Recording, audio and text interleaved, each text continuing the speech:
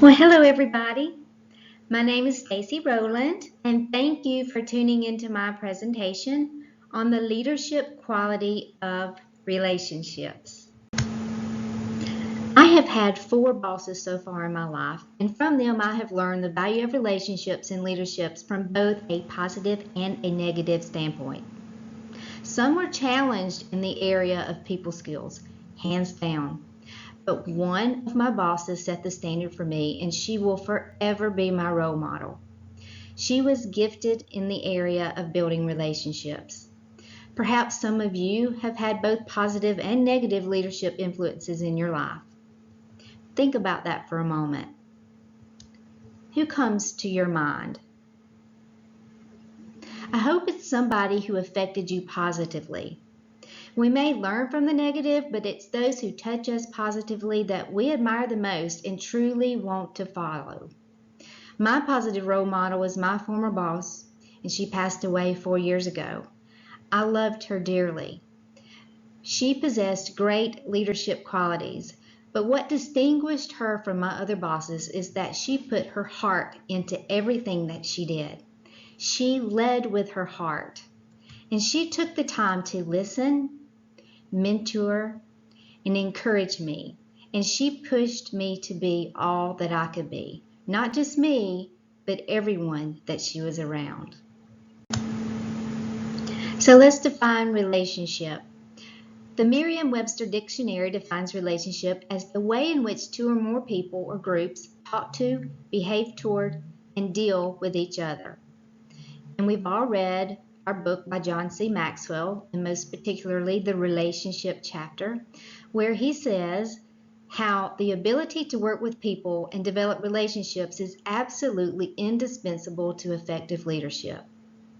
Well, Lance Secretan said it well when he proclaimed, leadership is not so much about technique and method as it is about opening the heart.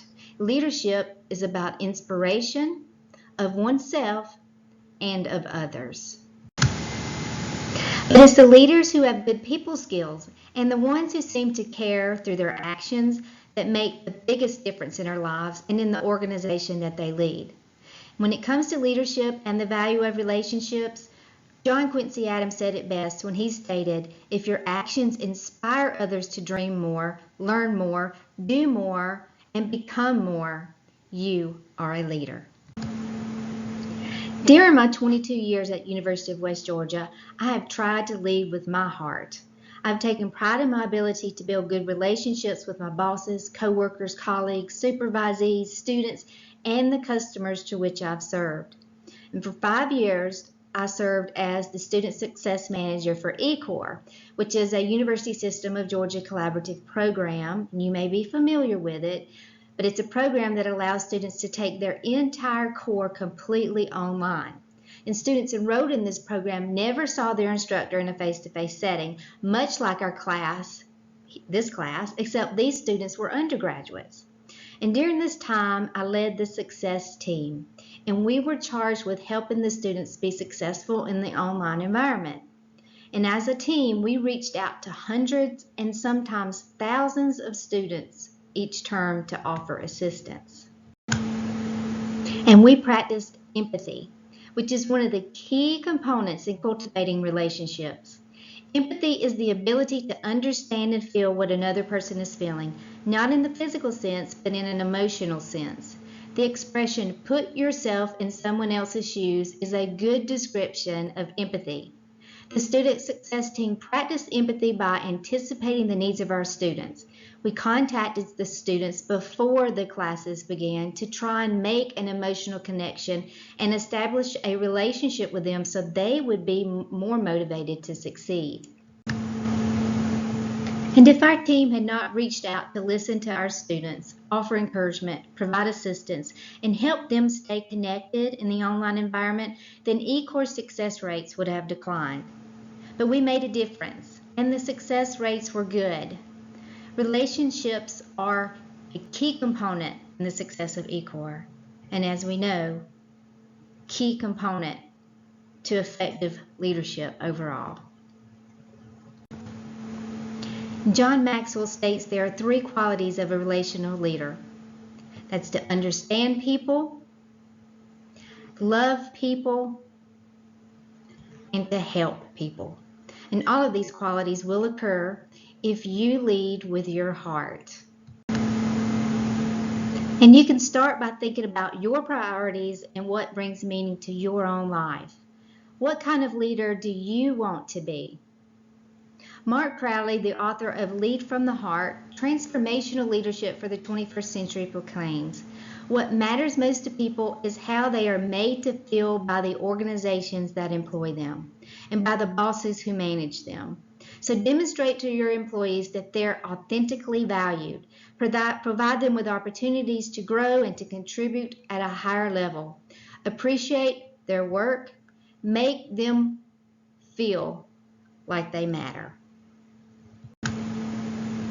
And second, practice empathy by trying to sense the emotions of those around you.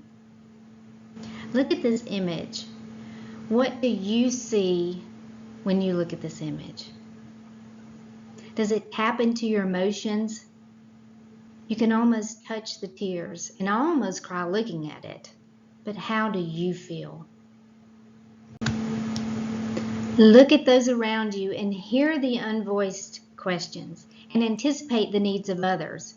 If you are challenged in this area, start by listening without interruption and do not formulate a response in your mind before the speaker is finished talking.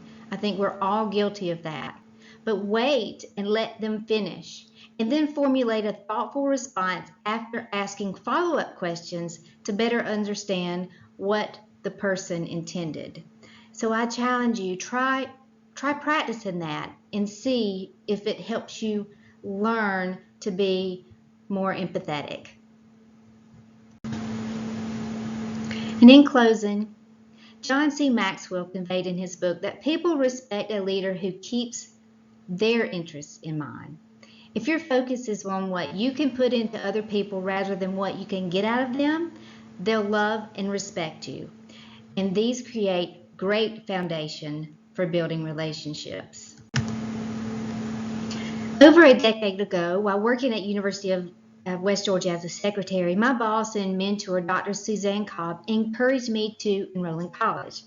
She is the positive role model that I referred to at the beginning of the presentation. She believed in my abilities and inspired me to grow and strive to live up to my potential and be the best that I could be. She focused on what she could put into me, not what she could get out of me. Since that time, I've taken the steps toward fulfilling my potential and also helping others to grow and fulfill their potential, carrying on the legacy that she instilled in me. And she was an effective leader. As we conclude, remember this. If you lead with your heart, your employees and others are going to follow with their heart. And in the end, everybody wins. And I leave you with some humor. So don't forget to practice empathy. Thank you.